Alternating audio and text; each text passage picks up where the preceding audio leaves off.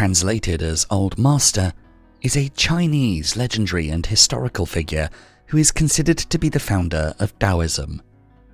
Taoism is a philosophy which preaches that the secret to a simple life is not force, fret, or struggle to control and manipulate reality, but instead to relax, smile, and go with the flow, allowing things to unfold naturally. At the core of Taoism is the concept of the Tao. The word Tao is defined as a path or way that, if followed, leads to a life of simplicity and harmony. Taoists believe that the Tao is the driving engine of creation, both the source and essence of all things. It encourages us to be in touch with our inner selves, for it's when you know who you really are that you become one with nature, doing things in a natural way with no unnecessary complications, thus achieving the truest simplicity in life. Lao Tzu is also credited as the writer of Taoism's most sacred text, the Tao Te Ching.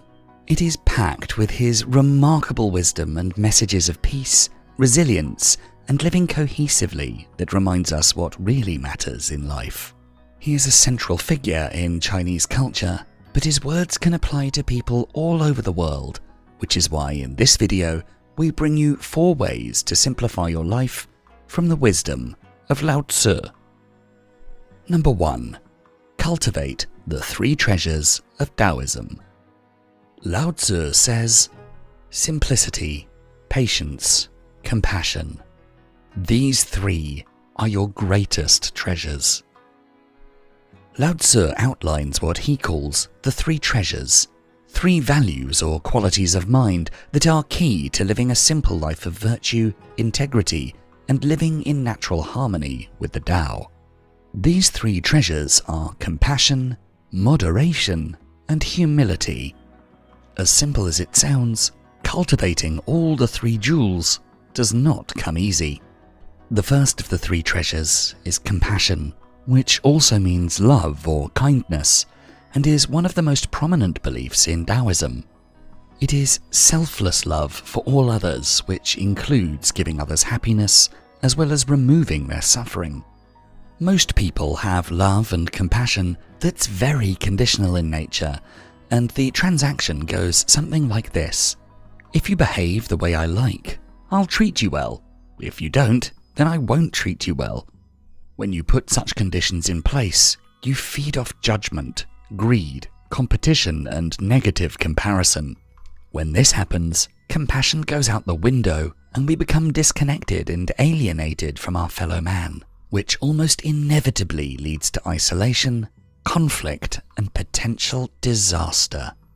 The compassion called for by Taoists is impartial, expects nothing in return, and is not possessive.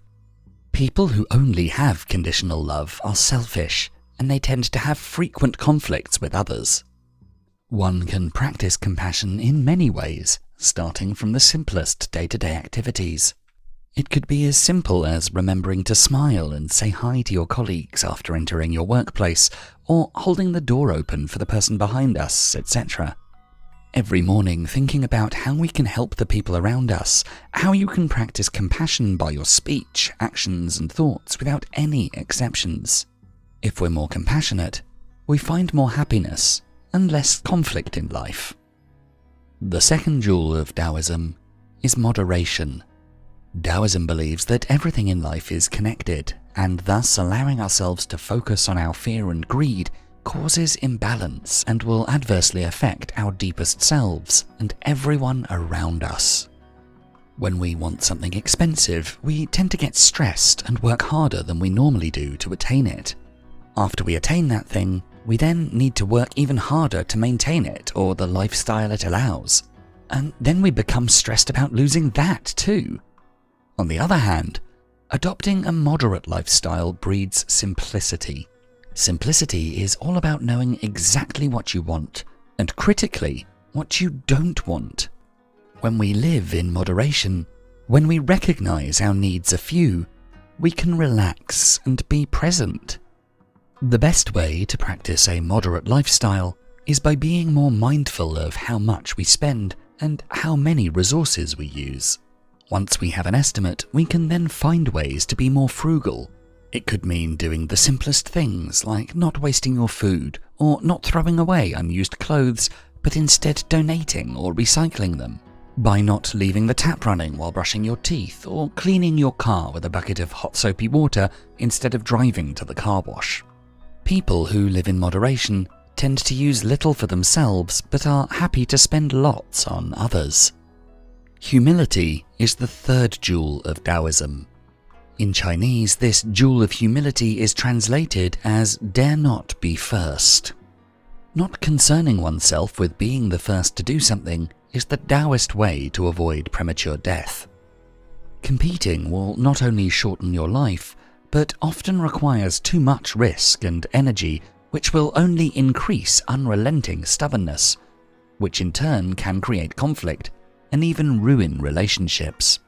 On the other hand, when we yield, meaning when we let go of what we want and let others have what they want, enables us to choose a content and quiet life over a competitive and difficult one. So a humble person is a person who is happy to yield to others. A yielding person will not only give more to others and take less for themselves, but will also never show off or step on others. Instead, they praise others' goodness to raise them up. They're not interested in fighting for the top spot. If there's someone else who's more worthy of the position, they would happily yield to them. They care about benefiting all things without conflict. These three invaluable treasures, compassion, moderation, and humility, are gifts from Lao Tzu, and when we cultivate each of the jewels, we will not only bring simplicity, happiness, love, and success into our life, but we also bring peace and prosperity to the world. Number 2. Go with the flow. According to Lao Tzu, when nothing is done, nothing is left undone. One of the most important aspects of Taoism is the idea of going with the flow. This teaching is best explained with the concept of wu wai, which can be translated to inexertion, inaction, or effortless action. A more accurate translation, though, might be non-forcing, for wu wai urges you not to fight against our life conditions and instead allow things to happen as they naturally would. Imagine life as a river. When you do nothing, the current of the river will effortlessly take you along, moving you forward without you breaking a sweat. Doing nothing doesn't result in you being stuck in one place. Instead, the river takes you along to new places and situations. This is an effortless way of living life, and the way by which you can enjoy the ride the most. If you give in to impatience and try to swim with the current to get there faster, you will only waste more energy reaching what you would have reached anyway. Or worse, if you fight against the path of life and swim against the current, it might well take all of your energy, only to lead to limited and disappointing results. The concept of wu wai, then, urges you to simply go with the flow of the river. In our current day and age, we want a lot of things, and more often than not, we want them to happen right now. The most encouraged, and thus the most common mindset when it comes to life, stresses on working hard and taking action, no matter how difficult life is, to get where you need to be. When following this advice, it's no wonder that we wear ourselves out, risk burnouts and exhaustion, and have a tendency to rush things to get them to the finish line. When we rush through projects and force ourselves to work on them through setbacks and hardships, they rarely turn out as good as we want them to. Plus, we are so often focused on getting through our tasks, we often deny ourselves the rest in those times we need to keep going afterwards. When we try to meet every deadline imposed on us regardless of our circumstances, it eats away at both our well-being and the quality of our work. Additionally, when we're encouraged to push through unfavorable circumstances, we are at increased risk of making errors and compromising quality. It's clear that pushing yourself to work irrespective of the circumstances is one of the hardest and most exhausting ways to live, and often brings limited results. Taoism, instead, suggests that we give up this rush and surrender ourselves to the natural flow of life, the Tao. Now, this doesn't mean that we refuse to work or sit back lazily and never do anything. Indeed, understanding Wu Wai as laziness would be a gross misinterpretation. Wu Wai does encourage you to take action, but to do so only when it will be effortless rather than forceful. Wu Wai encourages you to turn away from unfavorable life circumstances and encourages you to embrace favorable ones whenever they may come. If the opportunity for a project, like a job offer in a new city, arises and you feel calm, prepared, and even excited, go for it. Imagine yourself in this position. If the prospect of a new job doesn't stress you out and the move to a new city is a welcome change, then you'd be acting without effort if you took it. Opportunities such as the job offer that make you feel calm, prepared, and even excited are the kind of actions you want to embrace. Those are the kinds of actions that will breathe life into you instead of sucking it out of you. By taking action at the point in your life where it will be the most impactful and efficient, you truly become an act instead of merely doing it. In other words, at the right time, an action can take hold in the most meaningful and defining way. On the other hand, when an opportunity or obligation feels too stressful for you to keep up with, take a step back. For example, when a promotion at work comes up at a time where you feel unable to handle the extra responsibilities, deny it. Take a step back. When you don't know what to do, just keep doing what you're already doing. New opportunities will come when life presents you with a chance that you believe will be good and fulfilling for you to take on. When you're unsure of what you want when it comes to work, just keep working where you are and your feelings will figure themselves out in time. And when life presents an opportunity to you, like a promotion or job offer that makes you feel good and excited and feels right, take it. When we learn how to embrace the concept of Wu Wai and learn how to go with the flow, we reach achievements in the simplest way possible. To simplify your life, don't force action. Let action come to you. By flowing along the river, you'll get where you eventually need to be, just without the struggle. Number 3. Let go. In the words of Lao Tzu, if you realize that all things change, there's nothing you will try to hold on to. If you're not afraid of dying, there is nothing you cannot achieve. Taoism teaches us that nothing in life is constant, permanent, or forever. When the caterpillar learns to get rid of how it's used to living, it can transform into a butterfly. Just like the caterpillar, humans are in a constant state of change, and so is everything around us. To keep life simple, Taoism tells us to embrace change and impermanence by learning to let go. Change and impermanence generally scares us.